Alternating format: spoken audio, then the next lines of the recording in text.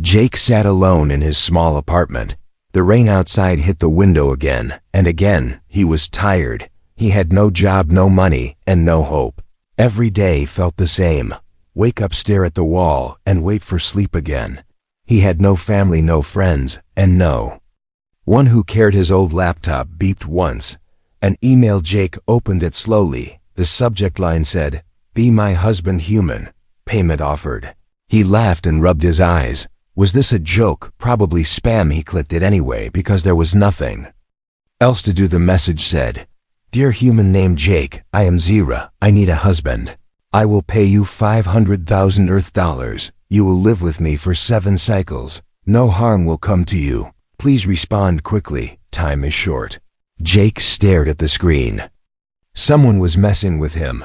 Maybe one of those online scams. He replied, "Just for fun. Sure, why not come pick me up in your spaceship?" He closed the laptop and went to make instant noodles. As he boiled water, the room became cold. He looked around. The lights flickered. Then he heard a strange humming sound, low and soft like a song from space. Outside the window, everything turned blue. He ran to the window and looked out. A ship was floating in the air. It was round, smooth, and glowing. No wings. No sound, just light and silence. Then his front door knocked 3 times. Jake's heart jumped. He opened it slowly. A woman stood there. She looked human, but something was not right. Her eyes were too bright. Her skin was too perfect. She wore a silver suit and her hair moved like it was underwater. She smiled gently. "Hello, Jake. I am Zira. You replied to my message." Jake stepped back. "This is not real. You can't be real." Zira walked in calmly. "I am real. This is real. Please sit. I must explain." Jake sat on the couch, his hands shaking. Zira stood near the window. She looked at the sky. "I come from the planet Alorix. I must marry soon, or my life will be controlled by others. On my planet, marriage gives freedom, but only if the partner is not from my world. I chose you because you are compatible. Your file was acceptable. You are alone and have no attachments. You are perfect." Jake blinked fast. "This is crazy. You just picked me from some alien dating app." Zira nodded. "Something like that. I will pay you. I will protect you. You will live with me for 7 cycles. Then you are free." Jake laughed, but inside he felt something strange. Was this really happening? He looked into her glowing eyes. They seemed kind, but full of worry. He asked, "Why the hurry? Why now?" Zira's smile faded. She walked closer and sat beside him. "Because I am being hunted, and now they know about you." You replied, "You are part of this now." Jake stood up. "What do you mean hunted? Who's after you?" Zira looked at the door. Her voice became low. "Enemies of my house. They want me married to a warlord. If I refuse, I will be erased. If I choose a human, they cannot touch me. But they will try. Now they will try to reach you too." "We must go now." Jake backed away. "No way, this is too fast. This is crazy. I can't leave Earth." Zira took out a small device from her belt. It looked like a crystal cube. She placed it on the floor and pressed it. A blue circle of light opened in the air. Inside he saw stars, other worlds, and something beautiful. "This is a portal. Step in, and you will be safe. I give you 3 minutes. After that, they will find you." Jake looked at the portal. His heart beat fast. He thought about his empty room, his sad life, his forgotten dreams. What did he have here? Nothing. And what waited there? Maybe something, maybe everything's. Zira stood near the portal. She held out her hand. "Come with me, Jake. Be my husband, just for a while, and I will change your life." The lights outside his window turned red. A dark shadow flew across the sky. Zira turned quickly. "They are here, Jake, now or never." Jake took a deep breath. He looked at her. He looked at the portal, and then he stepped forward. The stars moved too fast. Jake felt like he was falling and flying at the same time. Colors he had never seen danced around him. He tried to scream, but there was no sound, just light, and then darkness. He opened his eyes. He was lying on a soft floor. It felt warm like sun on skin. The room around him was glowing, walls of glass, floating shapes in the air, smell like fresh rain and something sweet. Zira stood near him. She looked calm, but her eyes moved quickly. She was listening to something he could not. Here Jake sat up. Where are we? Zero replied. Safe for now. This is my private space near the border of my planet. They cannot find us here yet. Jake rubbed his face. What is this place? Why does it feel like a dream? Zyra looked at him. Carefully. Because your body is adjusting. This is not Earth. Gravity is different. Air is different. Your mind will need time. Jake stood up slowly. He looked out the window. The sky was dark but not black. It was deep purple and full of stars. 1 moon, then 2, then 3. They kept moving like fish in water. He turned to Zira. Okay, you brought me here. Now tell me the truth. Why me? Why this? And what does being your husband even mean? Zira walked to a table that wasn't there a second ago. It grew from the floor like a plant. She placed her hand on it, and a soft blue light opened. Inside was a scroll, old but glowing. This is the contract. It is part of our ancient law, a bond between two life forms. When signed, it becomes active. It is not just words. It is connection, mind to mind, life to life. Jake frowned. You want me to sign that? Is this like marriage or magic? Zira smiled. Both, but not forever, only for 7 cycles. That is equal to 3 months on Earth. You will stay with me, follow the rules, then return if you wish, and you will be rewarded. Jake looked at the scroll. The letters moved like waves. He couldn't read them, but they made him feel something like fire and wind in his chest. He stepped back. What happens if I say no? Zyra's face changed. Then they will find you, erase your memory, or erase your body. You were chosen. That link cannot be undone without damage, and I will be forced to marry the warlord who destroys everything he touches. I will become a shadow, and you will disappear. Jake walked in circles. He touched his head. He could feel her voice now, not just when she spoke, but even when she was quiet. It was like part of her was already in him. I don't understand this. It's too much. I am just a man from Earth. I have nothing. Why would you pick me? Zira walked closer. She lowered her voice. Because your DNA is rare. Because your mind is strong, even when broken. Because you are not afraid of the unknown. I read your file. I saw your choices. You may feel small, but you are not. You are exactly what I need. Jake looked at her eyes. They did not lie. He felt that now. He could feel fear inside her, but also hope. And if I agree, what happens next? Zira held out a small needle. You sign with this, just 1 drop of your blood. Then the bond will begin, not full yet, just enough to protect you. You will feel stronger faster, but also linked. You will sense what I sense, for better or worse. Jake laughed once. It was dry and tired. Sounds like the weirdest job I've ever had. All right, let's say I agree. What's the first rule of alien marriage? Zira's lips curved slightly. Rule 1. Do not leave my side without telling me. Rule 2. Do not speak to any being here unless I say so. Rule 3. Never lie, because the bond will burn you if you do.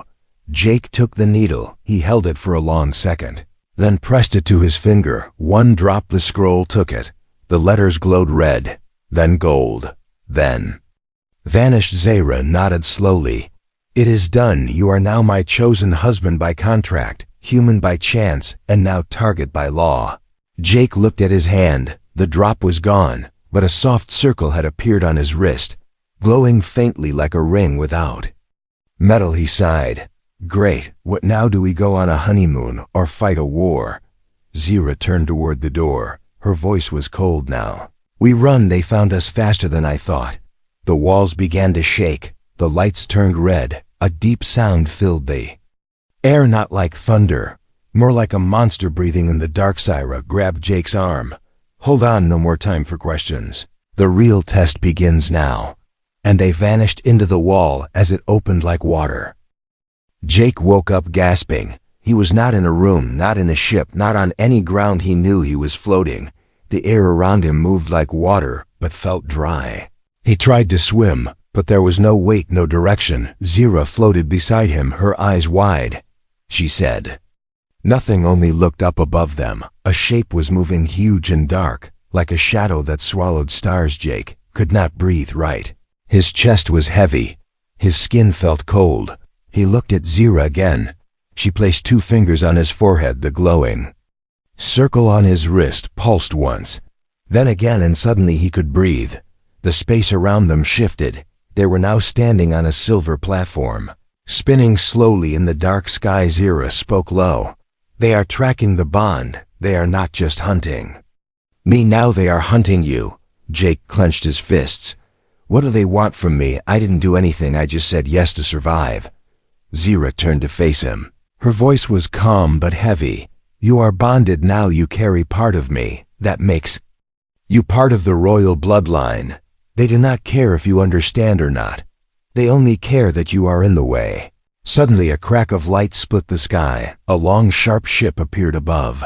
Like a knife cutting the dark, Zira pulled Jake close. "Hold on, this jump will hurt."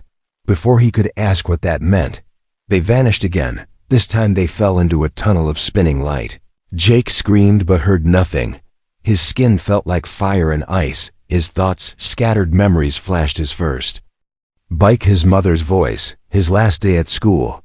Then everything went white. They landed hard on rocky ground. Jake groaned and stood up slowly. They were in a cave. Walls smooth like metal, air dry and buzzing. He could hear distant clicking sounds. Not insects, something worse. Zira sat beside a stone console. Her fingers moved fast across its surface. Lights blinked in response. Jake leaned against the wall. His body felt wrong, heavy but strong. He punched the wall without thinking. It cracked. He looked at his hands. "What's happening to me? I feel different." Zira nodded without looking. "The bond is unlocking parts of your brain and body. It protects both of us. You are adapting faster than I expected. Maybe your DNA is more than rare. Maybe it is ancient." Jake frowned. "What does that mean, ancient? How?" Before Zira could answer, a loud blast shook the cave. Dust fell from the ceiling. The wall behind them glowed red. Zira stood quickly, her voice sharp. "They are here. Too fast. They must have used a shortcut." Jake looked around. No weapons, no way out, just stone and shadows. Then something inside him whispered. Not words, a pull, a direction. He walked toward a wall, placed his hand on the cold surface. The circle on his wrist glowed bright, and the wall opened behind it, a tunnel full of light. Zira stared at him. "How did you know that was there?" Jake shook his head. "I didn't, I just felt it." They ran into the tunnel. The clicking sounds behind them grew louder, faster. Closer. Jake looked back. Creatures crawled into the cave, tall, thin limbs, eyes like mirrors, skin like oil. They moved without sound but screamed without mouths. Jake shouted, "Go faster, they're right behind us." Zira pressed a panel. The tunnel floor changed. It became a slide. They dropped again, this time deeper than before. At the bottom they rolled into a large room. Silent, empty, except for a huge metal door. Zira ran to it, pressed her palm. It stayed closed. She cursed at her own language. Then turned to Jake. "Only you can open this. It is locked by old human blood." Jake stepped forward, confused, worried. He placed his hand on the door. It burned him. He screamed, but did not pull away. The door opened. Inside was a chamber full of stars.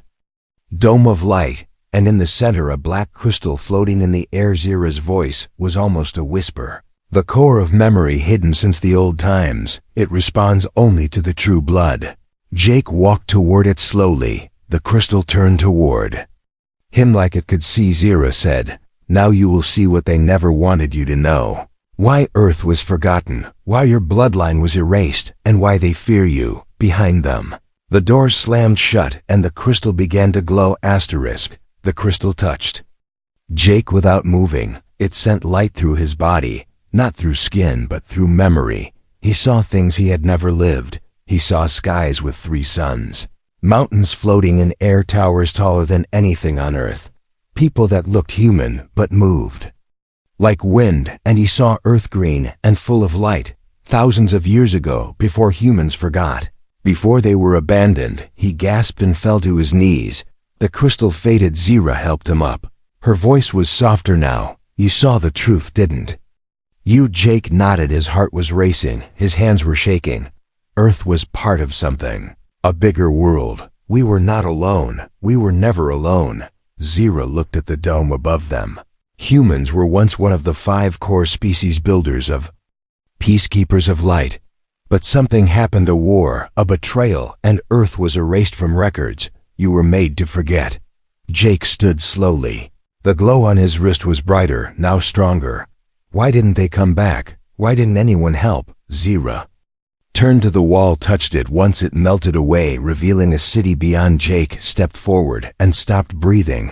A city floating in the clouds, connected by bridges of energy, buildings shaped like spirals, trees that grew upside down, birds with wings made of flame, a sun that moved in circles, and people, thousands of them, all glowing slightly, all watching Zira walk beside him.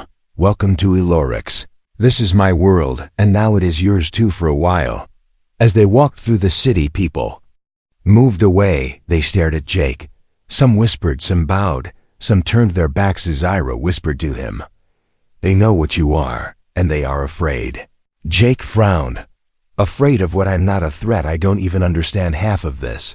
Zira stopped near a round platform. A creature waited there, tall and thin, with silver skin and 6 arms, eyes like rivers. It spoke without sound. Words formed directly in Jake's head. "You are the forgotten. You are the mistake that survived. You must not be here." Jake stepped back, but Zira stood firm. "He is my bonded. He has the right." The creature vanished like smoke. Zira sighed. "That was one of the keepers. They protect knowledge, but they hate change. You are change, Jake, whether you want to be or not." They entered Zira's family tower. Guards stood on both sides. They said nothing but watched closely inside. The walls glowed with soft light. Every step echoed like music. Zira led Jake to a large hall. At the end sat 3 figures, dressed in flowing cloth that changed color with their breath. Zira bowed. Jake followed slowly. One of the figures spoke, its voice like wind through glass. "You broke the ancient bond, Zira. You brought a human. You dared to awaken the blood." Zira kept her voice calm. "I followed the law. I bonded with one not of this world. That gives me the right to choose." Another figure stood, pointed at Jake. "This one is dangerous. He does not know what he is, and that makes him a weapon." Jake looked at them. His hands were cold. His voice was low. "I didn't ask for any of this. I just wanted a chance. You treat me like a threat, but I don't even know how to fight." The third figure, smaller and older, spoke softly. "Then you must learn or be destroyed before others use you." Zira stepped forward, her eyes glowing. "He will not be destroyed. He will be trained. He will rise or fall by his own choice, not by fear." The figures looked at each other, then vanished into mist. Zira turned to Jake. "You are now part of our world. You must learn to survive here, because if you fail, you will not only die, you will take me with you." Jake nodded, his eyes fixed on the city beyond the window, so strange, so beautiful, so full of danger. Whispered to himself, "No turning back now." And far above the city, a ship waited in the shadows. Watching, tracking inside it, a figure sat in silence, eyes locked on a glowing screen. The human is alive and bonded. Begin Phase 2. The storm came without warning, not clouds, not rain, but light, electric, sharp, like the sky had broken open and forgotten how to close. Jake stood on the high platform alone. The wind pulled at his clothes. His thoughts were louder than the thunder above. He had spent 7 days on Elorix, and each day he felt less human. His body was changing. His thoughts moved faster. His hands reacted before his mind could catch up, but it was the dreams that scared him. Most every night, he saw faces he did not know. Stars he had never seen, voices in a language that felt familiar, like an echo of something buried in his blood. Zira watched him from the shadows. She didn't speak, she just waited. Jake finally turned. "You've been hiding something from me since the beginning, haven't you?" Zira stepped into the light, her eyes brighter than the storm above. "Yes, because if I told you the truth from the start, you would have run." Jake walked past her, angry, tired. "I should have run anyway. I didn't ask to be part of a royal bloodline or an alien war. I just wanted to survive one more month without breaking." Zira touched his shoulder, gentle but firm. You were never meant to survive, Jake. You were meant to wake up. He looked at her, not with fear, but with something else, something dangerous, something growing inside him. Then tell me everything. Now no more secrets. Zira nodded slowly. She pulled a device from her belt, placed it on the floor. It lit up, projected an image into the array hologram of the galaxy, and one red dot blinking near the edge. That is the warlord's ship. He moves between systems, looking for power, looking for me, and now looking for you. Jake stared at the dot. Why me? I'm no threat to him. Not yet. Zyra's voice became cold. Because your DNA can unlock something he has been hunting for years. An artifact hidden long ago by your ancestors. It is the last key to a weapon or a shield. No one knows. But it only responds to blood like yours. Jake took a deep breath. The storm was calming, but inside his chest, the thunder was just beginning. So I'm a target, not a partner. You didn't choose me. You used me. Zira didn't answer at first. She walked toward the edge of the platform, her voice soft now. At first, yes, I used you because I was desperate, because I was running, because I thought you were just another human. But you're not, and I can't ignore that anymore. Jake stayed quiet then. He asked, what's the plan? Zira turned, eyes full of something between fear and hope. We escape tonight. Through the vault gates below the city. There's an old transport ship. It was built before the war. No tracking, no ID, no questions. Jake raised a brow. Sounds like it hasn't flown in years. Zira smiled faintly. It hasn't, but it will. Suddenly a sound echoed through the sky. A sharp hum, like metal screaming. Jake looked up. The red dot in the hologram was no longer a dot. It was here, a massive black ship covering the stars, blocking the light. A giant eye staring down at the world. Zira whispered, he found us. Sirens echoed through the city. Lights turned red, shields activated. But Jake could already feel it. The bond in his wrist burned. Not pain. Warning. He looked at Zira. We go now, right now, before the city burns. They ran through hidden halls, down spiraling stairs, past guards and locked gates. Zira used her rank to force doors open. Jake used instinct. He touched walls and doors opened on their own. They reached the vaults, dark, cold, full of ships forgotten by time. In the back, a silver one rested, covered in dust and vines, but pulsing softly. Jake walked to it, placed his hand on the side. The ship came to life. Lights blinked, engines hummed, doors opened. Zira stared at him. You're not just a match, you're the key. Jake turned to her, eyes glowing faintly. Then let's unlock our way out. Behind them, the ground shook. A blast tore through the upper levels. The warlord had arrived. Jake and Zira entered the ship, the doors sealed. The engines roared as they lifted off. The city above burned, and the stars ahead waited in silence. Asterisk. The stars outside the ship did not blink. They watched, silent, cold, older than everything Jake had ever known. Inside the cockpit, Jake sat with his hands on the controls. He had never flown anything, not even a drone on Earth. But the ship moved with him, as if it remembered his blood, as if it had been waiting. Zira stood behind him, silent. She watched the way the lights reacted to his presence, how the ship glowed when he touched it. She had no more doubts. They were flying through the outer ring of Alorix, a zone full of static fields, old wrecks and dangerous shadows. No one followed here, not even the warlords. Scouts for now. They were invisible. Jake finally spoke, his voice low. Why do I know how to fly this ship? Why do I understand the symbols? I've never been here before. But it all feels like a memory. Zira walked to the center of the ship, touched a circle in the floor. It opened. A hidden chamber revealed itself, glowing softly, filled with floating crystals, each one pulsing with slow light, a heartbeat. She pointed to the largest crystal, dark blue, shaped like a flame. This will show you everything. Jake stepped into the circle. The crystal rose and hovered in front of his eyes. It did not shine, it whispered. The moment he looked into it, his mind left his body. He fell, but not into darkness, into time. He stood on a battlefield, but the soldiers were not human, not alien, something between, tall, wearing armor that moved like skin, weapons that sang when used, and beside them, humans, real humans, with markings on their skin, symbols on their armor, the same as the ones on his ship. He saw himself. Not exactly him, but someone with his face older, wiser, leading the army. A voice spoke inside his head, not from Zira, not from the ship, from the blood inside him. You are not the first. You are the return. The line was broken, but not erased. You are the echo of the past and the door to what comes next. Jake screamed, but no sound came out. His body shook. The crystal glowed bright, then shattered into dust. He collapsed on the floor, breathing hard, eyes wide, hands shaking. Zira knelt beside him.